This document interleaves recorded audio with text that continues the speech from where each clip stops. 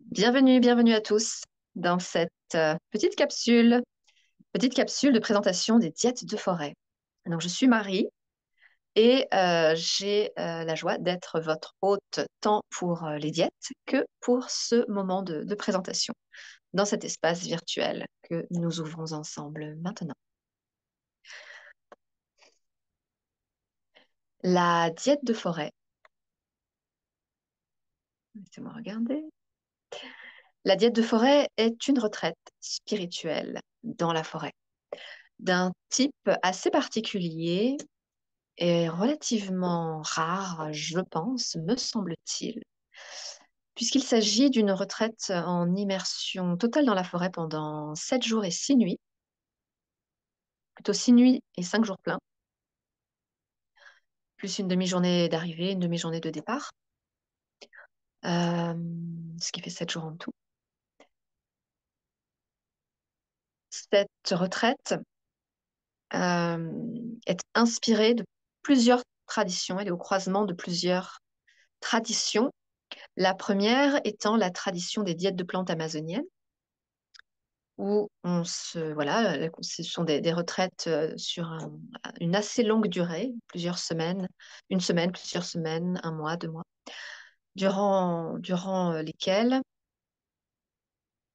eh bien, une personne se met un peu en immersion dans la forêt, dans un cadre particulier, avec un régime alimentaire strict et précis, des règles énergétiques et d'hygiène strictes et précises. Et dans ces circonstances-là, la personne va communier, ingérer une plante de manière rituelique, de manière quotidienne, voire 2 fois par jour, voire un jour sur deux, afin de tisser une relation et de recevoir les enseignements, les guérisons provenant de cette plante et rendu possible dans ce cadre très particulier de mise à disposition de la personne au travail, à la réception de, de la plante et de ses enseignements. C'est un travail très codifié avec de nombreuses interprétations et qui varient d'une région à une autre, d'une communauté à une autre. Toujours est-il que voilà, la diète de plantes est une pratique relativement courante encore de nos jours, notamment sur le continent américain. Euh, la diète de forêt est également au croisement de la quête de vision. Alors, toujours sur le continent américain, mais un peu plus au nord, cette fois-ci, c'est, il s'agit là d'une retraite sans ingestion de quoi que ce soit, mais un peu plus rigoureuse en ce qui concerne eh bien, les circonstances de retraite, puisque la personne se retrouve pendant 3 jours pleins, voire 4 jours pleins, 4 nuits pleines et 3 jours pleins, dans un espace sans tente, sans vêtements de rechange, sans nourriture, sans eau, dans un espace très limité par 4 piquets. euh, et, euh, et voilà, et la personne reste là pendant cette durée. On est là dans la tradition plutôt amérindienne, plutôt Lakota, qu'on appelle la voie rouge, qui est une tradition chamanique. Voilà, dans le sens où toutes ces retraites-là, tous ces rites, tous ces rituels ont pour vocation, pour but d'amener la personne à se rencontrer elle-même dans sa vérité la plus profonde et dans son authenticité crue, rendue possible par un grand dépouillement. Alors, la diète de forêt, elle se trouve un peu au croisement de cela, et elle se trouve également au croisement d'une tradition un petit peu moins codifiée, un peu plus générale, qui consistait, parce que je pense que ça ne se fait plus beaucoup sur nos terres, à simplement se retirer dans la forêt. Lorsque la communauté avait un souci, on va dire que la personne décisionnaire ou la personne dépositaire d'une certaine sagesse ou d'une certaine capacité de conseil allait eh bien, puiser sa guidance auprès de Mère Nature en s'isolant du groupe et en allant donc dans la nature parce que c'était une évidence à l'époque que c'était l'endroit le plus sain pour accéder à la clarté intérieure, à la vision intérieure. Cela faisait partie d'une hygiène de vie pardon, excusez-moi, voilà, d'une hygiène de vie tout à fait admise et tout à fait évidente. Euh, donc la diète de forêt, elle se situe au croisement de tout cela, puisqu'il s'agit d'une retraite de 7 jours, comme je le disais, donc 5 jours pleins, 6 jours nuits, 6 nuits pleines, pardon, et minimum, voire 14 jours, voire 21 jours, en isolement dans la forêt, sans téléphone, sans cosmétiques, mais avec des affaires de rechange, avec sa tente, son hamac, son matelas, son oreiller, euh, à boire, de l'eau à boire que j'apporte ou que l'équipe apporte quotidiennement, ou en tout cas de manière suffisamment régulière pour qu'il y ait toujours de l'eau à boire, pour qu'il y ait toujours de l'eau pour se laver, et de la nourriture, une nourriture de diète, donc euh, extrêmement simple et sobre. Une céréale et un légume cuit à l'eau, sans sel, sans rien, mais en quantité suffisante pour, on va dire, calmer les appétits. Il est possible de jeûner, mais cela n'est pas une condition, n'est pas obligatoire. Ça n'est pas, ça n'est pas partie intégrante du processus de diète que de jeûner. Cela dit, d'expérience, de fait, euh, voilà, depuis près de 6 ans, plus de 6 ans que nous faisons des diètes, que nous accompagnons des diètes. Une personne sur deux entre en jeûne à peu près, de manière spontanée, que la personne ait déjà jeûné ou n'ait jamais jeûné, qu'elle ait eu l'intention ou pas du tout l'intention de jeûner.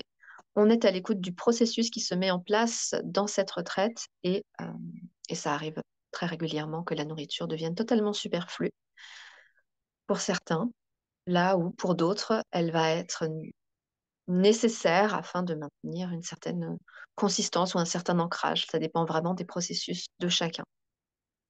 Et cela est ajusté quotidiennement. Voilà pour ce qui est des grandes lignes de la diète de forêt. Donc cette retraite, elle vise à immerger un être humain. On le prend, on va dire, de manière très, très imagée d'ailleurs. Voilà, on imagine un être humain qui est vraiment pris dans les stimulations, les sollicitations d'une société moderne et qui ressent un certain mal-être, une certaine confusion et puis un décalage peut-être entre des aspirations profondes qui semblent ne rencontrer aucune satisfaction, aucun chemin de réalisation dans sa vie. Et puis, euh, et puis voilà, des obligations et des, des situations qui se sont mises en place un peu toutes seules, dont on ne sait pas forcément se sortir. Donc avoir un travail, avoir peut-être une famille, une situation, quelle qu'elle soit, mais dont on sent que peut-être à un moment, il y a quelque chose, on aimerait réajuster quelque chose et on ne sait pas trop par où commencer, par où s'y prendre. Euh, et ben la diète de forêt est tout à fait indiquée dans ces cas-là.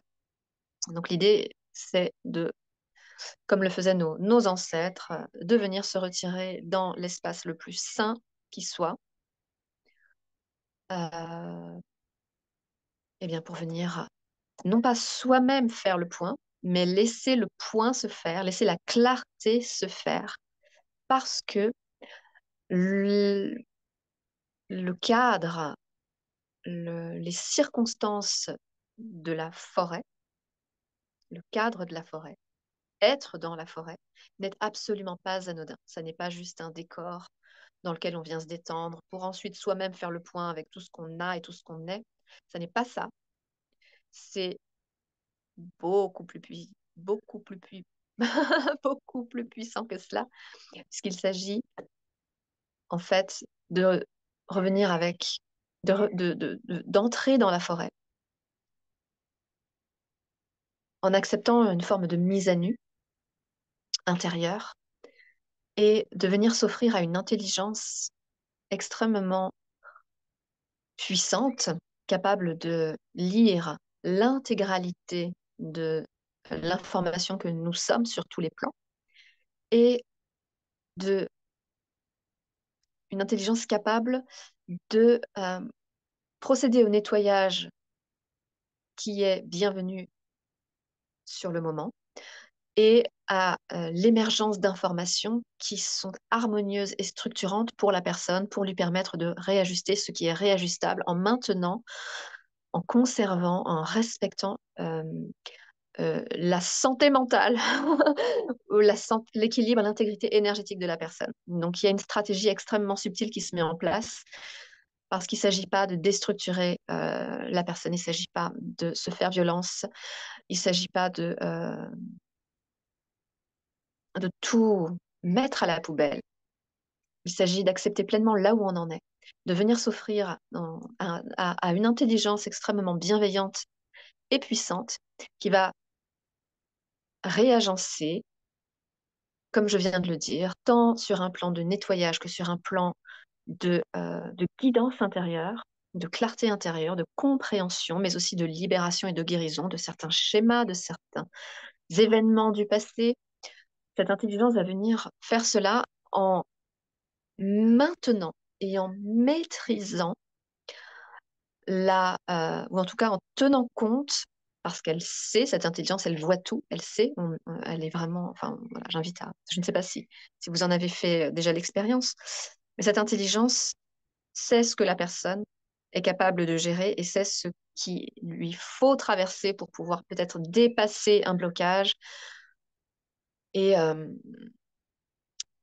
et tout cela se fait dans une infinie bienveillance, une très grande sécurité énergétique, puisque ce qui est fondamental, c'est de maintenir l'intégrité de la personne et de lui redonner euh, du, du pouvoir en termes de maîtrise et de souveraineté, reprendre une forme de souveraineté sur sa vie, reprendre un peu les commandes de son existence et de ne plus se sentir victime et dépassé par des événements, d'avoir la capacité de gérer, déjà de revenir euh, à un système nerveux, à calmer son système nerveux, à revenir à une situation intérieure de calme, de patience, de compréhension, de bienveillance, de, comment dire, de patience et de compassion à son égard propre et être aussi en mesure de, de discerner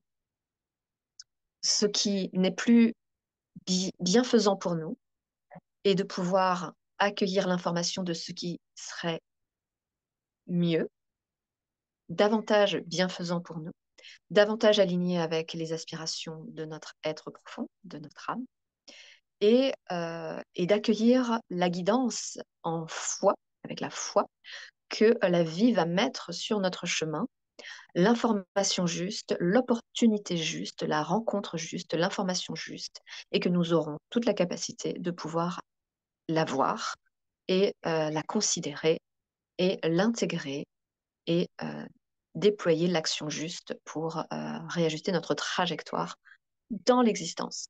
C'est vraiment toute la stratégie qui repose euh, dans la diète de forêt.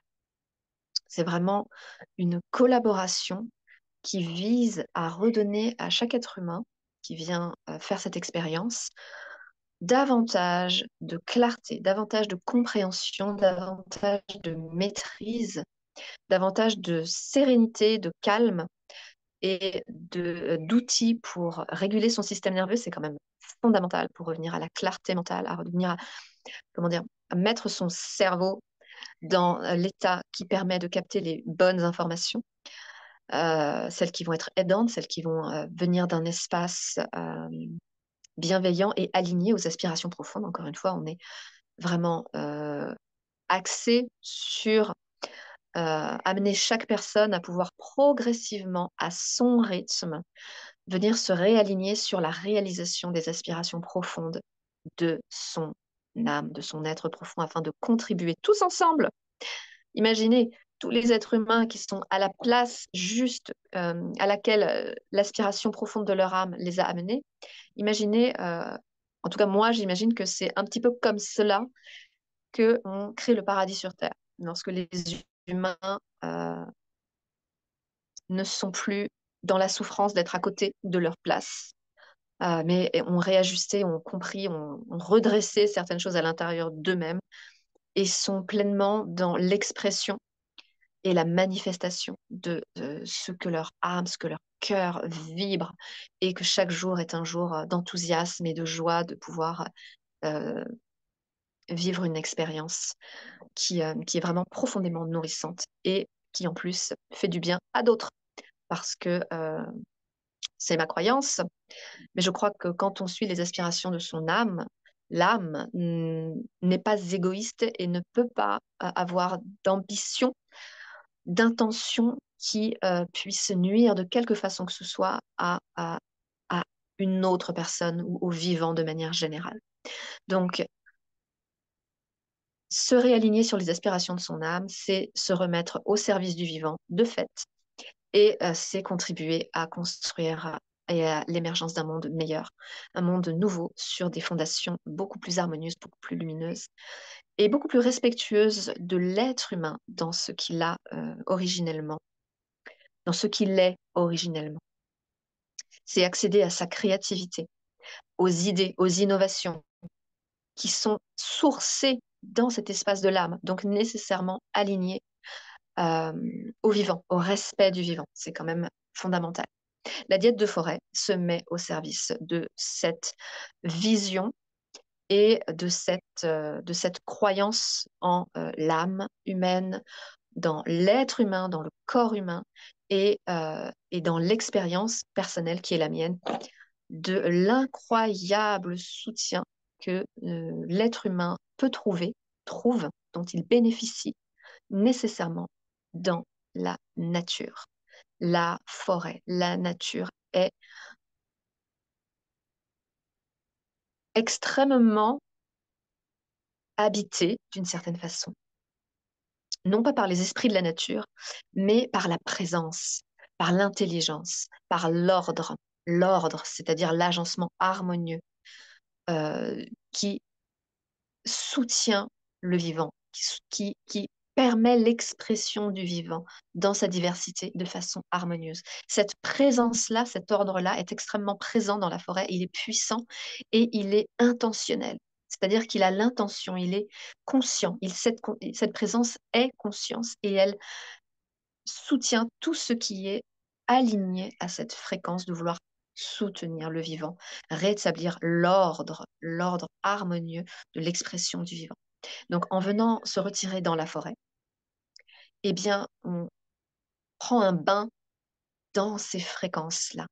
On vient s'offrir à cette intelligence qui vient nous traverser, nous pénétrer cellulairement jusqu'au cœur de ce que nous sommes et réinformer, réagencer, redresser, réharmoniser ce que nous sommes afin que nous puissions accéder aux bonnes informations, retrouver une forme de maîtrise et de discernement, de clarté, mais aussi de force intérieure, de ressources, de détermination. Rallumer ce feu par l'expérience concrète cellulaire d'avoir senti que cette présence est réelle, que le soutien de l'univers est réel, que l'âme est réelle, que l'âme a de vraies ambitions. Parce qu'il y a encore beaucoup d'humains qui en doutent et c'est tout à fait normal puisque dans ce monde, tout est fait pour nous couper de cette source d'inspiration et de cette source originelle euh, de qui nous sommes, de ce que nous sommes.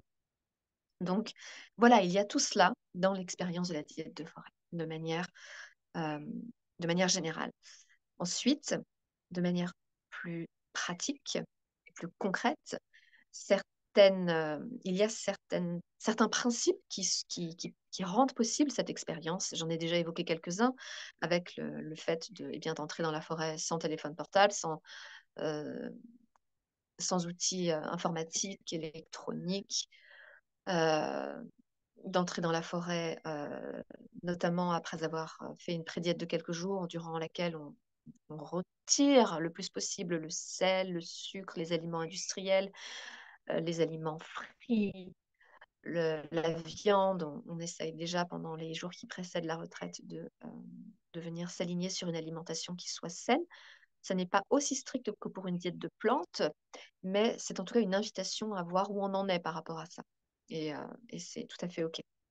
Ça ne conditionne pas tant que ça l'expérience qui sera vécue dans la diète. Mais c'est une invitation déjà à commencer à observer un peu les choses en soi dans sa vie.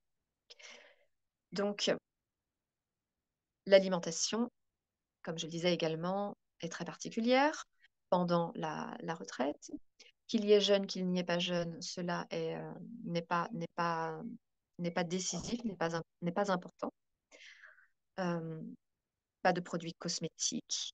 Et je crois que donc la durée également, la durée de 7 jours minimum, elle est importante, puisque afin que notre corps puisse véritablement se syntoniser avec les fréquences de la forêt, il faut au moins 3 jours. Il faut au moins 3 jours pour un peu nous dépluguer du rythme trépidant et puis surtout de ce bombardement incessant d'ondes et d'informations un peu artificielles. Donc il y a un certain temps pour qu'on se déplugue de ça et puis que nous puissions réellement être perméables et disponibles aux vibrations de la forêt, l'alimentation, l'après-diète, l'absence de cosmétiques, de produits chimiques, l'absence eh bien justement de matériel informatique vient dans ce sens-là, bien évidemment, pour que nous puissions rencontrer la forêt de manière vibratoire et profonde et subtile. Subtile, mais de plus en plus réelle. Donc, cela est important. Et ce que j'allais dire, c'est que un principe très, très important dans la diète de forêt, et qui est sans doute un des principes qui effraie peut-être le plus, c'est le fait qu'il n'y ait pas d'activité pendant la diète de forêt. C'est-à-dire qu'il est demandé, le principe, on va dire effectivement, le principe dans la diète de forêt, comme c'est le cas en quête de vision, comme c'est le cas en diète de plantes, est de ne pas faire de choses. Et alors, là, il y a plusieurs choses à dire. L'invitation première par rapport à cet exercice, on va dire, cette expérience de ne rien faire, l'invitation première est d'être dans l'observation de son état intérieur. Souvent, on a envie de faire quelque chose, on fait quelque chose, on se jette dans une action, euh, et cela nous court-circuite, nous évite d'aller dans des espaces intérieurs. Tout est fait, nous sommes conditionnés pour ne pas aller dans ces espaces intérieurs parce qu'ils sont tout de suite associés à de l'ennui, à de l'inutilité. Et il y a quelque chose de très désagréable et de très inconfortable, d'insignifiant. Et on n'aime pas ça. En tout cas, notre ego n'aime pas ça. Et beaucoup de choses sont faites pour que nous évitions de rentrer dans ces espaces intérieurs d'ennui, de désœuvrement, d'inutilité. Et dans la diète, l'invitation est de plonger dans ces espaces. Parce que c'est là que tout se trouve. C'est là que se trouve le trésor. Sauf que le trésor, il faut un certain temps pour pouvoir y accéder. Et c'est pour ça que la diète aussi dure un certain temps.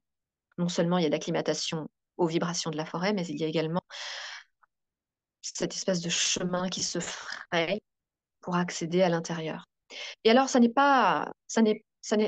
quasiment jamais aussi inconfortable que ce qu'on peut s'imaginer avant d'entrer en diète. Avant d'entrer en diète, on se fait tout un tas de films et en tout cas souvent, c'est pas tout le monde, on a beaucoup d'appréhensions qui surviennent euh, quant à l'idée de ne rien faire et ces projections-là souvent nous coupent de vivre l'expérience de la diète parce que c'est juste euh, trop effrayant, trop désagréable et inconcevable.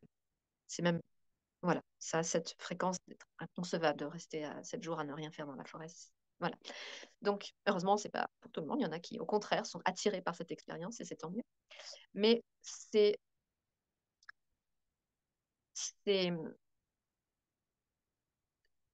cette inconcevabilité de rester à ne rien faire et puis tout ce que ça peut soulever en termes, voilà, de projection d'ennui, d'insignifiance, d'inutilité, c'est une illusion. c'est une illusion, c'est un conditionnement. Et ça peut être aussi une réalité expérimentée dans son quotidien quand on est chez soi, quand on tourne en rond et qu'effectivement. Mais quand on est en diète, quand on est dans la forêt, quand on est dans une structure énergétique qui est extrêmement, quand même, elle est élaborée, hein. On est dans une structure énergétique très élaborée, extrêmement précise, et on fait appel à une intelligence qui est très puissante. Ne rien faire, c'est se rendre davantage disponible à recevoir les guidances, c'est créer de l'espace, c'est créer de la place, déjà, pour recevoir des informations, des guidances. Mais aussi, l'observation première, comme je le disais, est de voir à quel moment nous aimerions fuir un état dans lequel il semble que nous soyons. Nous aimerions fuir cet état en faisant quelque chose. Il n'est pas interdit de faire quelque chose. Il est demandé, il est proposé d'observer. D'observer et de savoir, d'avoir conscience que l'idée est peut-être de ne pas se jeter dans l'action que nous aimerions faire pour fuir l'état dans lequel nous sommes, mais peut-être au contraire de nous asseoir dans cet état, de nous détendre dans cet état de vide ou de silence, de longueur, d'éternité, de déstructuration, où on ne sait plus trop. On ne sait plus trop depuis combien de temps on est là, on a perdu la notion du temps, on ne sait plus ce qu'on était venu chercher dans cette expérience. On se retrouve dans quelque chose de très particulier. En fonction des personnes, ça peut être un peu désagréable. Pour d'autres, ça ne l'est pas forcément. Ça dépend vraiment de chacun. L'invitation est de s'asseoir, de respirer et de s'en remettre à une forme de confiance et de vraiment simplement d'observer ce qui se passe, parce que là, ça va être différent pour tout le monde. Ça peut être le mental qui s'emballe, une voix dans la tête qui vient peut-être dire des choses, et là, on va pouvoir observer peut-être une voix envers nous-mêmes qui est très dure, qui va nous juger avec beaucoup de rigueur, une voix qui va peut-être juger les autres avec beaucoup de rigueur, et d'observer ce que dit cette voix, et puis vraiment de laisser faire, et d'être vraiment dans l'observation. Donc, voilà, ça c'est un aspect de pourquoi ne rien faire. Déjà, donc, pour faire de la place. Deux, pour observer ce qui se passe quand on ne se précipite pas dans une action qui nous amène à fuir un état. Et ensuite, il est possible de faire des choses lorsque l'élan, et là c'est pareil, ça s'observe, chacun peut l'observer à un moment dans sa diète, il va y avoir un élan joyeux, on va avoir une envie, on va sentir que c'est une envie, il y a une forme d'enthousiasme, on va avoir envie peut-être de faire quelques mouvements de yoga, de faire 3 pas dans son emplacement, de circuler, on va avoir envie de faire un peu d'une décoration ou de trier ses vêtements. Enfin, on va avoir envie de faire quelque chose, ou d'écrire, ou de dessiner. Et là, par contre, oui, quand ça part de cet espace-là, ou alors pour certains qui auront la possibilité de prendre un tambour sur place, ou un autre instrument, ou un livre, parce que ça reste possible, même si ça n'est pas la majorité. C'est possible de faire ces choses-là lorsque ça part d'un espace intérieur d'enthousiasme et où on sent que c'est un élan créatif. Parce que déjà au préalable, on aura peut-être passé un certain temps à ne rien faire. Et donc des choses vont émerger. Et pendant la diète de forêt, il est très important, il est recommandé, c'est une invitation, une proposition que je fais systématiquement, qui est au cœur de l'expérience, c'est d'avoir un cahier et crayon de couleur, stylo, et d'écrire en tout cas, d'écrire et de dessiner, d'écrire tous les jours. Soit tenir un petit journal, des fois, voilà, il peut y avoir très peu de choses très rudimentaires avec aucune inspiration, donc on va pas noter grand-chose de très intéressant.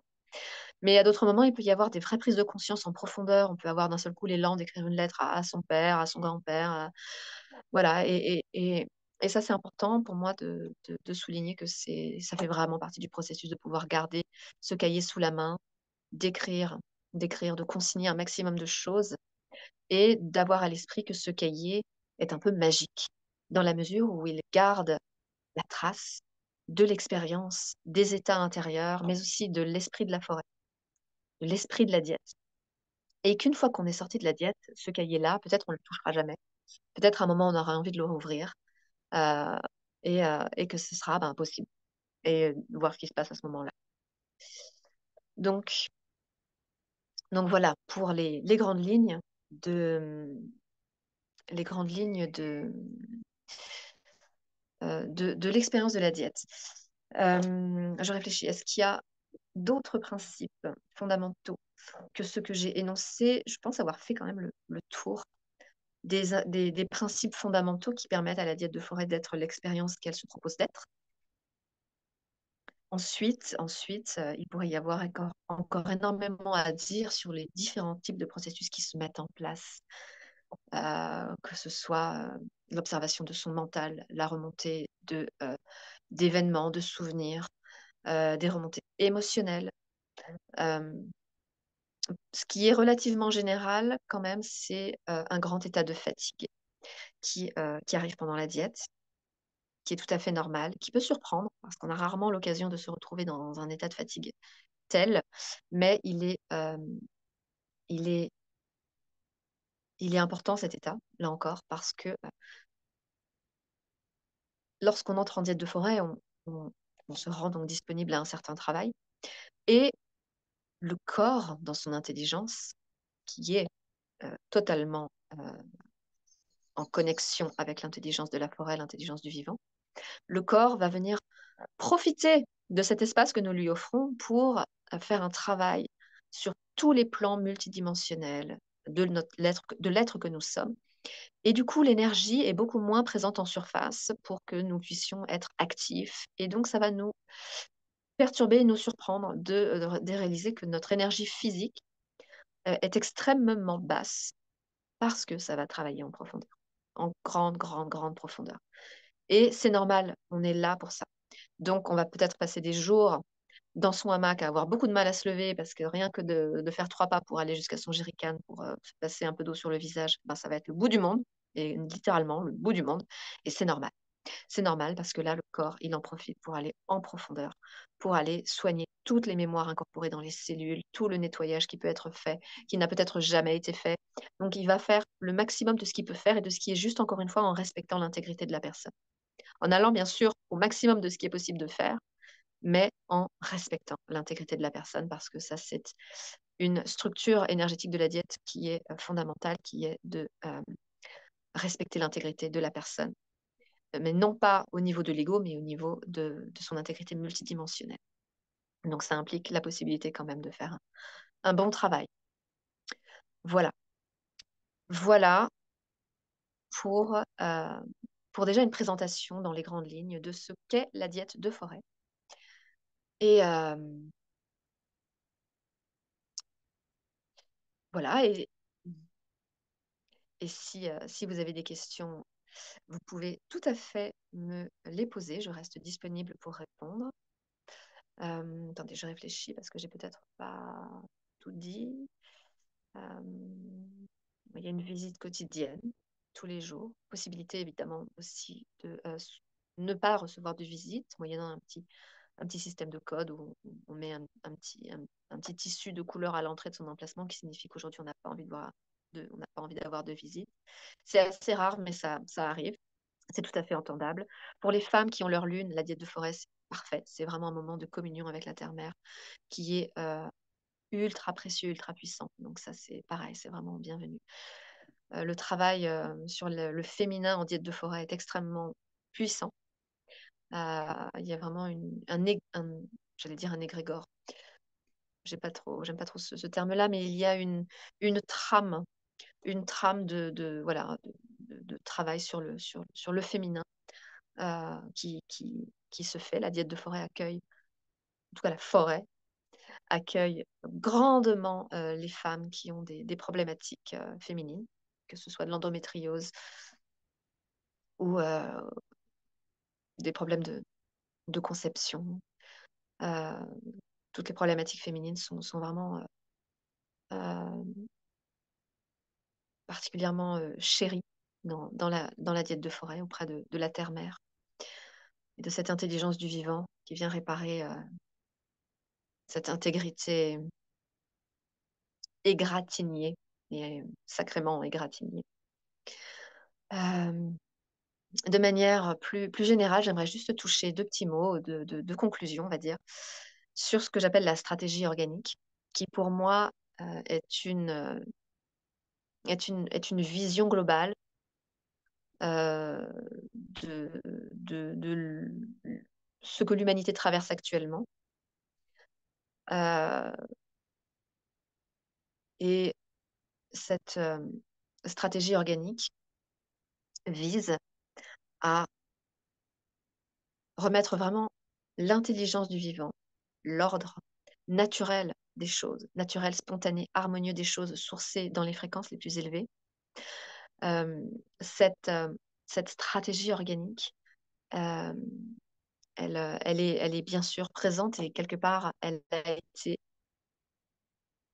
perçue à travers les accompagnements dans les diètes de forêt, qui ont été pour moi une grande source d'enseignement et, et l'entièreté de mon existence, de ma vie quotidienne, est dédiée au travail intérieur, le mien, euh, pour que les diètes soient dans l'intégrité maximale, dans la sécurité maximale et dans la compréhension d'une stratégie globale dont, dont peu à peu je décode un peu les tenants et les aboutissants et, et une, voilà, un principe fondamental de la stratégie organique est déjà d'avoir une conscience très très forte, viscérale, cellulaire, du potentiel humain, du potentiel de la technologie humaine, de la technologie naturelle extrêmement puissante et avancée, évoluée, qu'est le corps humain, et qu'est le corps humain avec la conscience qui l'habite et qui, qui l'est d'ailleurs, hein, puisque le corps humain est une forme de conscience densifiée. Donc, mettre cela et avec un honneur à servir cette technologie et à réhabiliter, restituer les capacités naturelles du corps en conscience à se réaligner aux forces de vie pour servir le vivant, pour servir le vivant. Mais, euh, mais vraiment avec une force et une détermination assez puissante, car la situation actuelle euh, rend cela nécessaire.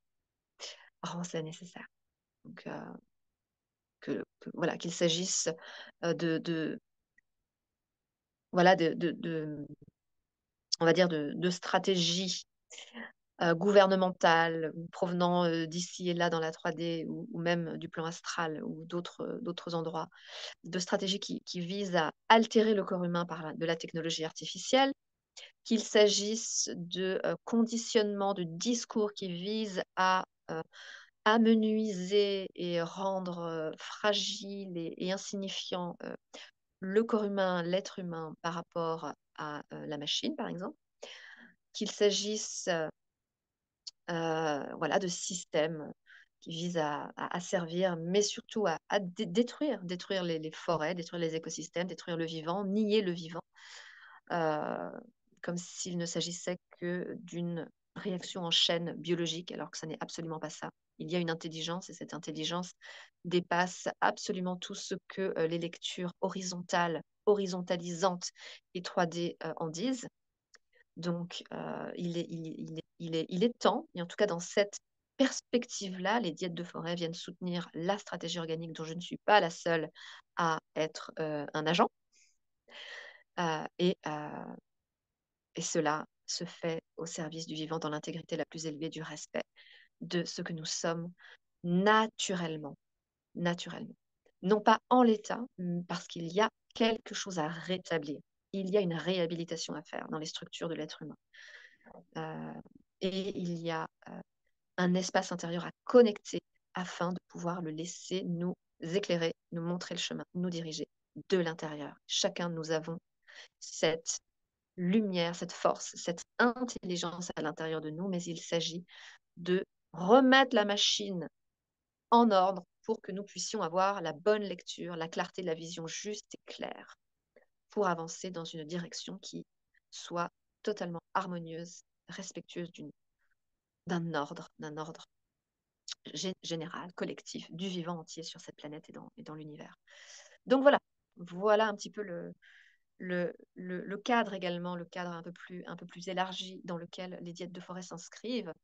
Et, et cela ne veut pas dire qu'il faille absolument raisonner avec l'intégralité de ces informations-là. Il n'est pas nécessaire d'avoir creusé, on va dire, la question de manière aussi profonde. La diète de forêt, elle, s'adresse à toute personne qui ressent l'appel d'aller dans la forêt pour connecter quelque chose qu'on sent qu'on a à l'intérieur de soi, mais qu'on ne sait pas comment on peut y accéder, parce qu'on sent que dans sa vie, on arrive à on bute contre quelque chose et qu'il n'est plus possible de persister dans cette forme d'errance ou dans cette forme d'étouffement. Donc, ça commence par là. C'est un des symptômes qui amène l'être humain, qui invite l'être humain à venir se restaurer, se ressourcer, se réhabiliter, notamment au contact des forces de vie les plus pures, les plus organiques possibles. Je vous remercie infiniment de votre intention, de votre intention. Et bien voilà, n'hésitez pas à me contacter sur le site www.diète-de-forêt tout attaché au singulier.fr, sur la chaîne YouTube Forêt Totem, sur le canal Telegram Forêt Totem également, et de toutes les façons dont vous pourrez trouver les coordonnées ici et là pour venir vivre cette expérience de diète de forêt ensemble au service du vivant à travers une expérience directe qui permet à chacun de se réapproprier les commandes, la maîtrise, la souveraineté, l'expérience directe dans l'air qu'on respire et dans ses propres cellules qui se réinforment au contact de cette information intègre, intégrale, intégrative, vivifiante, pure et au service, au service du bien, du réel bien du vivant collectif. À bientôt.